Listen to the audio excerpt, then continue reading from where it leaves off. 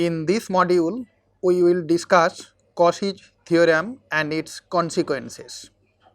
Cauchy's theorem states that if G is a finite group and P is a prime divisor of order G, then G contains an element of order P, and hence G has a subgroup H of order P.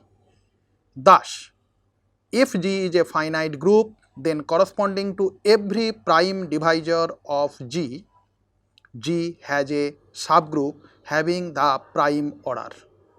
This motivates us to investigate the converse of Lagrange's theorem in case of the groups of order of particular form, or to consider the case for the divisors of particular form. There are examples of finite non-commutative groups G such that the Lagrange's theorem does not hold on G. Then it is natural either to proceed with the groups of order of particular form or to consider divisors of particular form such as a prime number or a power of prime number. Cauchy's theorem is one which proves that every finite group G contains an element and hence a subgroup of order P if P is a prime divisor of order G. In the later modules, we will prove that every group G has a subgroup of order a power of a prime divisor. First, we prove the Cauchy's theorem for finite commutative groups. Let G be a finite abelian group. If a prime P divides order G, then G has an element of order P. Consider the P primary component of G. Recall that we denote this by Gp. Then order of Gp is equal to P to the power n for some n greater than equal to 1. Suppose that A is a non-zero element of Gp.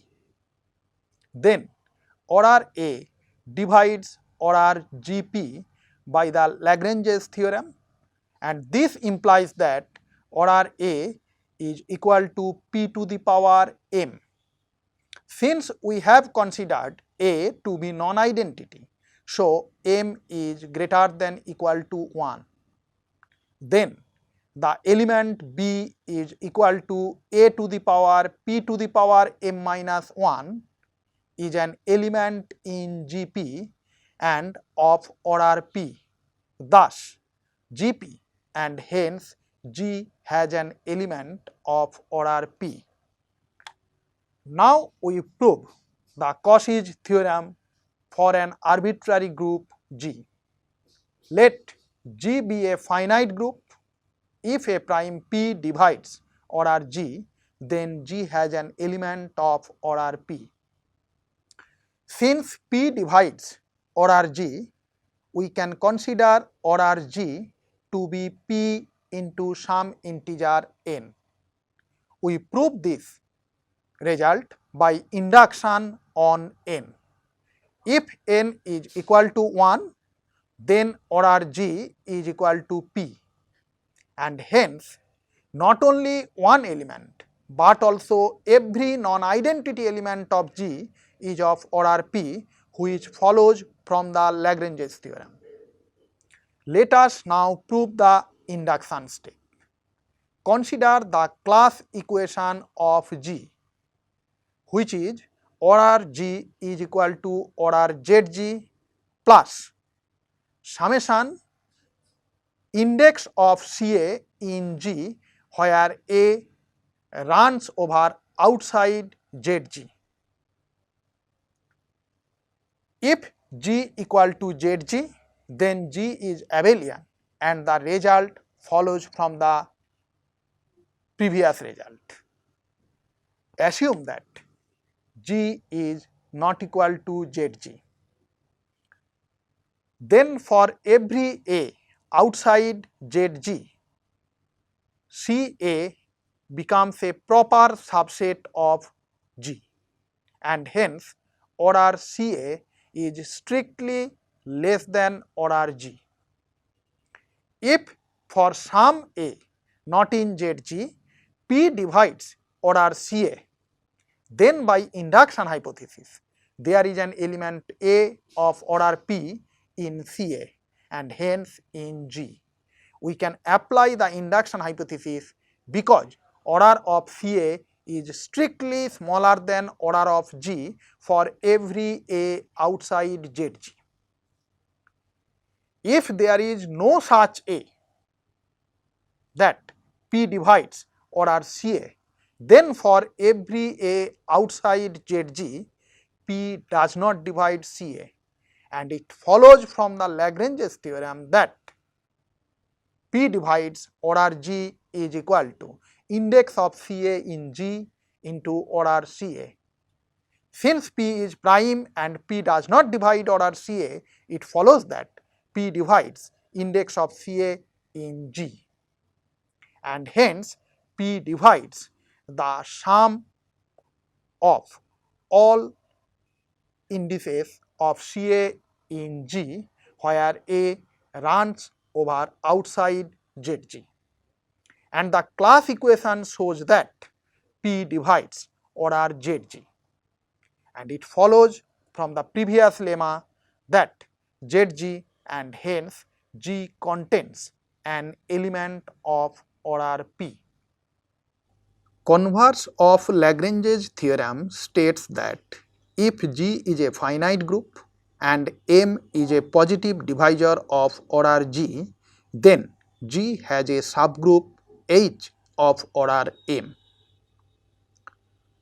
We have examples of non-commutative groups where converse of Lagrange's theorem does not hold.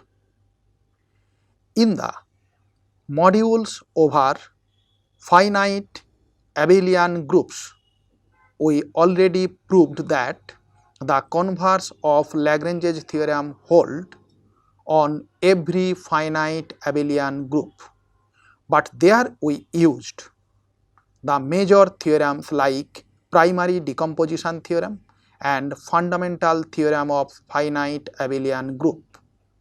In this module, I would like to give an elementary proof of the converse of Lagrange's theorem on finite abelian groups with the help of Cauchy's theorem. To state the result formally, let G be a finite commutative group. If M divides order G, then G has a subgroup of order M.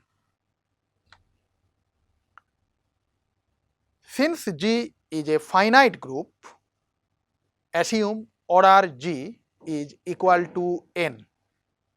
We prove this result by the induction on N.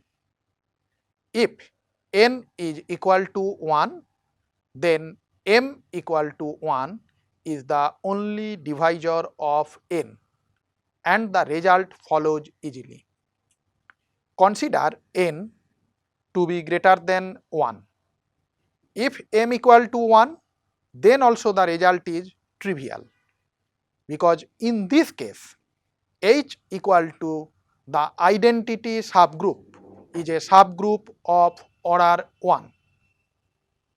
Assume that M is greater than 1 and N equal to M1. Since M is greater than 1, it has a prime factor, say P, then M can be considered as Pm2. Also, Cauchy's theorem implies that G has a subgroup H of order P. Since G is commutative, this subgroup H is normal.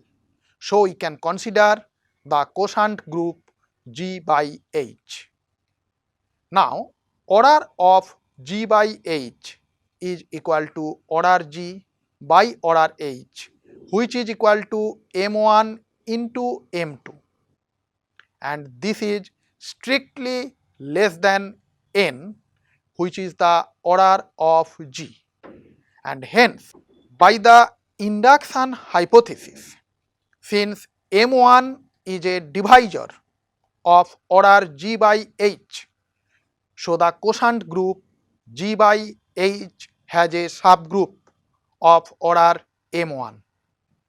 By the correspondence theorem, it follows that every subgroup of G by H is of the form K by H, where K is a subgroup of G that contains H.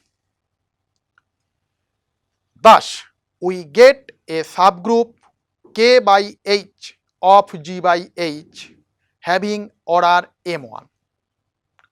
Also recall that order of H is P. Thus, order of K is equal to order K by H into order H is equal to M1 into P, which is equal to M, and thus we get a subgroup K of G which has order M. Now we give another two applications of Cauchy's theorem. Our first application states that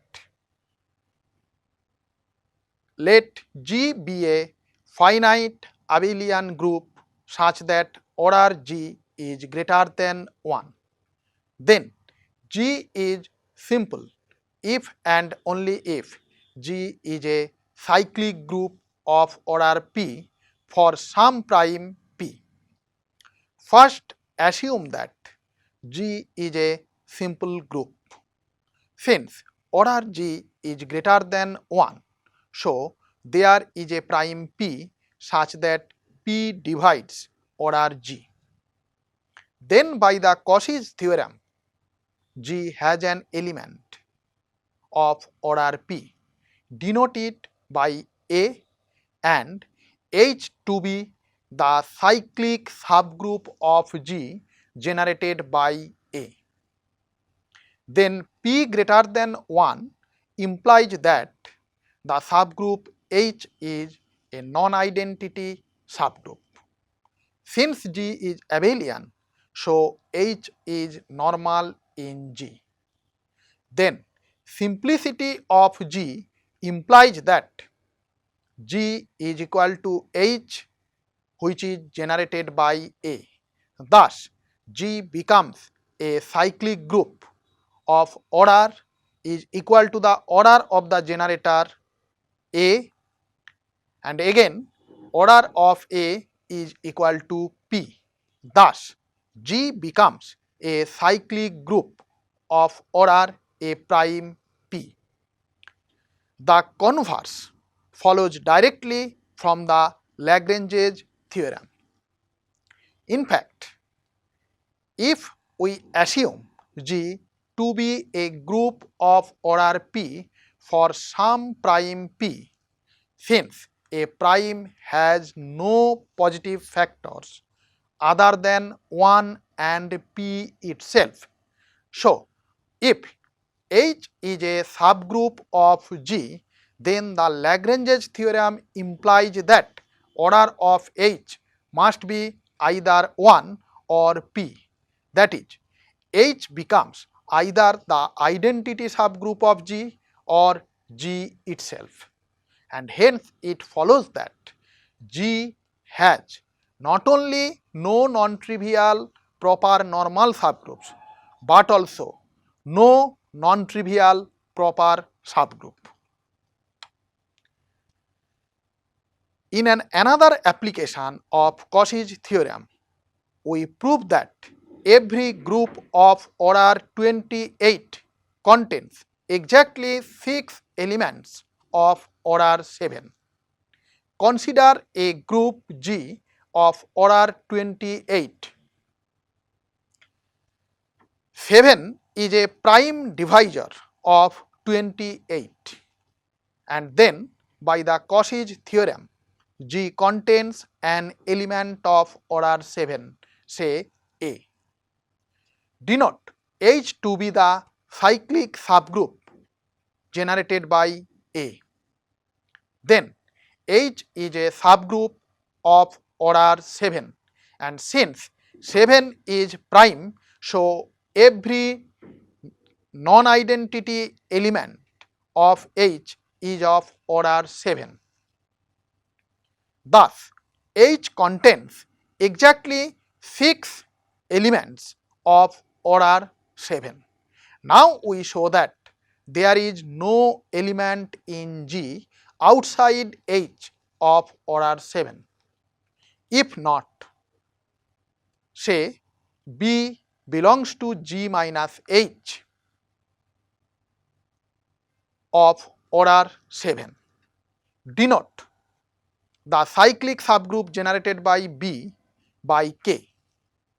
Then B belongs to K, but B does not belongs to H, and hence H and K are two distinct subgroups.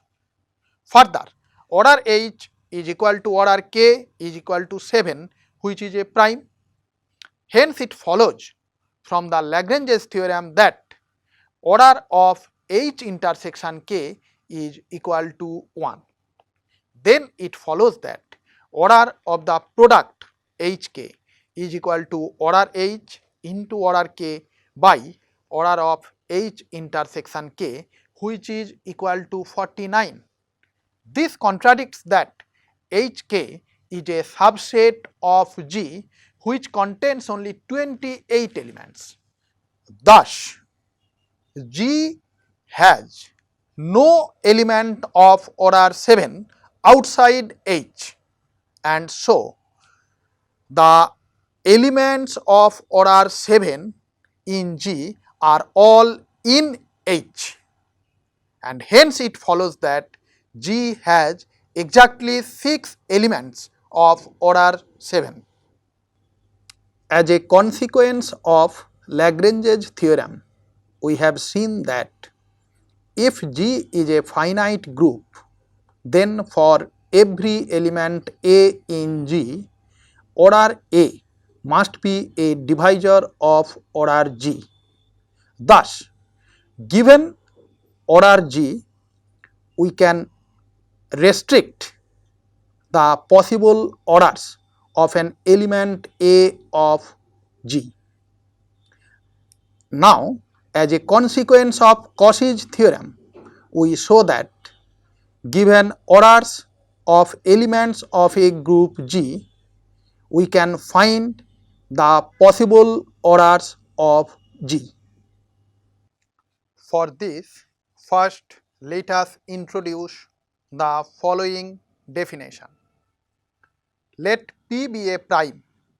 A group G is called a P group if order of every element of G is P to the power n for some integer n greater than equal to 0. A subgroup H of a group G is called a P subgroup if H is a P group. Now I give two examples, one of P group and other which is not a P group for any prime P. My example of a 2 group is Z4. In Z4, there are 4 elements, 0 bar, 1 bar, 2 bar and 3 bar. Since 0 bar is the identity element of the group Z4, so it is of order 1, which is equal to 2 to the power 0, and order of 2 bar is 2, which is equal to 2 to the power 1, and we know that order of 1 bar and 3 bar is 4, which is equal to 2 square. Thus, we see that every element of Z4 is of order 2 to the power n, where n is equal to either 0 or 1 or 2. Hence, Z4 is a 2 group. But in case of S3, there are elements of order 2 as well as elements of order 3. Since there is no prime p such that 2 can be written as p to the power r, and at the same time 3 can be written as p to the power s for some rs greater than equal to 0, so S3 is not a p group for any prime p. Now we find possible order of a finite p group. If G is a finite group of order p to the power n, then it follows from the Lagrange's theorem that order of every element of G is a divisor of p to the power n, and hence of the form p to the power m for some integer m greater than equal to 0. Thus, every group of order p to the power n is a p group. Now we show in the following theorem by the application of Cauchy's theorem that the converse also holds. Let G be a finite non-trivial group. Then G is a p group if and only if order G is equal to p to the power n for some positive integer n. First, assume that G is a p group. We are to prove that order G must be of the form p to the power n, for which it is sufficient to show that p is the only prime divisor of order G. Let Q be a prime divisor of order G. Then, by the Cauchy's theorem, G has an element A of order Q. Since G is a p group, we have Q is equal to p to the power r for some r greater than equal to 0. Since both p and q are primes, so the only possibility is r equal to 1, and it follows that p is equal to q. Thus, p is the only prime divisor of order G, and order G becomes a power of p. Conversely, if order G is equal to p to the power n for some positive integer n, then by the Lagrange's theorem, order A divides p to the power n for every a belongs to G, and so order A is equal to p to the power m for some m greater than equal to 0. Therefore, G is a p group. Now we show that if G is a non-trivial finite p group, then the center of G must be non-trivial. You may recall that center of S3 is trivial and S3 is not a p group. Let G be a finite p group such that order G is greater than 1, then order ZG is also greater than 1. Since G is a finite p group, so from the previous theorem it follows that order G is equal to p to the power n for some n greater than equal to 1. Consider the class equation of G as order G is equal to order ZG plus summation indices of CA in G where A runs over outside ZG. If G equal to ZG, then G becomes abelian and the result is trivial. Suppose G is a proper subset of ZG. Consider an element A outside ZG. Then CA is a proper subgroup of G, which implies by the Lagrange's theorem that order CA equal to P to the power m for some m less than n. Since m is strictly less than n, so it follows that P divides the index of CA in G, and this is true for all A outside ZG, and so P divides the sum in the class equation. Since P also divides order G, so it follows that P divides order ZG, and since P is a prime, it is greater than 1, and hence it follows that order ZG is greater than 1. Now we show that if P is a prime number, then every group of order P square is abelian. Let G be a group of order P square. Then it follows from the previous result that the center of G is of order strictly greater than 1, and also ZG being a subgroup of G, it follows by the Lagrange's theorem that order ZG divides P square. Thus, order ZG is either P or P square. Now we show that order ZG cannot be P. Otherwise, for A belongs to G minus ZG,